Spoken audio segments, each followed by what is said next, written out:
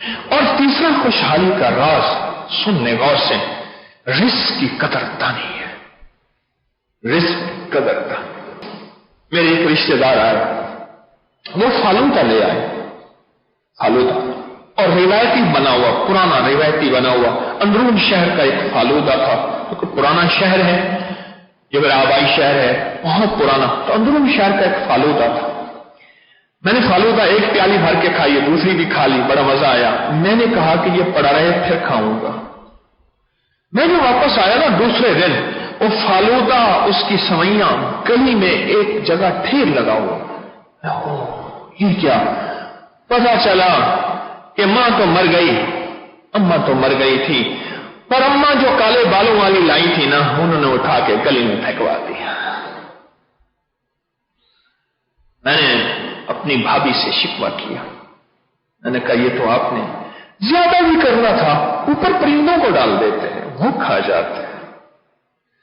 جس گھر کی گلیوں میں رزق جاتا ہے, جس گھر کی نالیوں میں رزق جاتا ہے, اور جس گھر کے اندر سے رزق ضائع ہوتا ہے, اعلان ہوتا ہے عرشوں میں, جاؤ فقر فاقہ غربت تنگ دستی تمہارے گھروں میں ہم نے ڈال دی ہے اور برکتیں ہم نے چھین لی ہیں. خوشحالی کا تیسرا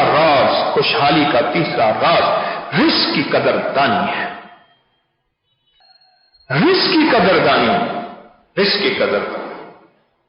نعمتوں کی قدردانی. بجلی رزق ہے, پانی رزق ہے. مجھے حکومت کی طرف سے ایک کاغذ آیا, میں نے پچھلے درس میں, انہوں نے کہا جی آپ اعلان کر دیں کہ پانی ضائع نہ کریں, آپ اعلان کریں پانی ضائع نہ کریں. مجھے ایک صاحب یاد ہے, مجھے کہنے لگے میرے جوتے میں چوہے نے بچے دے دیے. چھوٹے چھوٹے بچے ہیں, جوتے میں دے دیے چوہے نے بچے.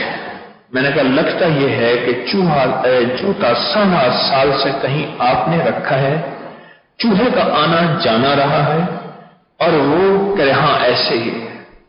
تو میں نے کہا اللہ کا بندہ, وہ جوتا خراب ہونے سے پہلے تو اس جوتے کو کسی کو دے دیتا. مجھے کہنے لگے جی پہنی ہوئی چیز پہ جادو ہوتا ہے, پہنی ہوئی چیز پہ جادو ہوتا ہے. میں نے کہا نہیں, صرف آپ کا وہم ہے, کچھ بھی نہیں ہوتا.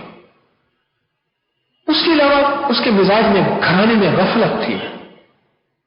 یعنی آپ یہ دیکھیں, سائیکل لیا ہے اور صرف پنکچر ہوا ہے, اسے جو پھینکا ہے دھوپ میں, پھر 1.5 سال اٹھایا ہی نہیں. روم کولر لیا ہے, یہ جو ڈیزرٹ کولر ہوتے ہیں, روم کولر لیا ہے, اس کا کوئی بٹن خراب ہوا ہے, اس کو جو پھینکا ہے خراب ہو, برباد ہو.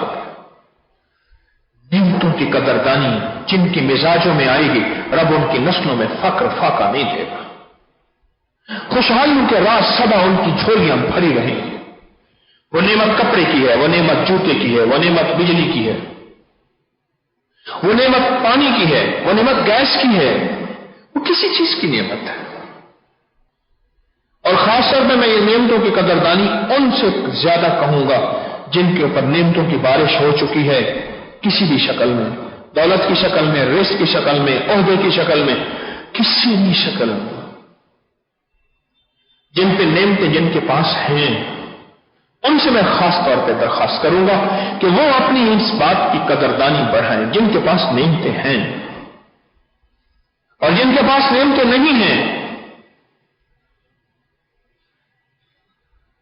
میں نے کئی سفید پوش, مفلس, غریب لوگ ایسے دیکھے ہیں, کئی جو نعمتوں کی قدردانی نہیں کر رہے ہیں, شک کر رہے ہیں. مجھے ایک صاحب نے کہا, میں نے کہا ٹھہر جا, لگتا ہے اوپر سے فیصلہ نہیں ہوا کہ اس کو خوشحالی آئے گی. کیوں؟ اگر اس نے نعمتوں کی قدردانی کر لی, اللہ اپنا وعدہ سچا کر دکھائے گا. اللہ اپنا وعدہ سچا کر دکھائے گا. کیوں؟ ان تعدوا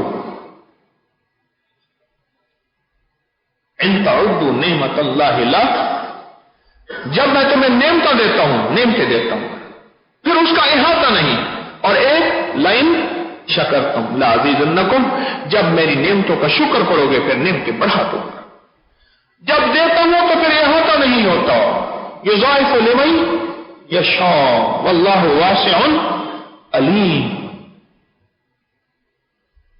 जिनके पास ज्यादा है, मैं अपने वापस मौजू पे आया हूं, फिर के आया हूं, उनसे अर्ज कर जिनके पास नेमतें ज्यादा हैं, वो नेमतें ज्यादा जिनके पास हैं, वो जरा सोचें कि हमारे पहला हाथ क्या था, अब क्या है, पहले किस तरह खर्च था, अब कैसे है, पहले किस तरह करते थे, अब क्या है। वो जरा सोचें। क्यों? जब नेमतें बढ़ जाती हैं फिर हाथ बड़े कुशादा हो जाते हैं।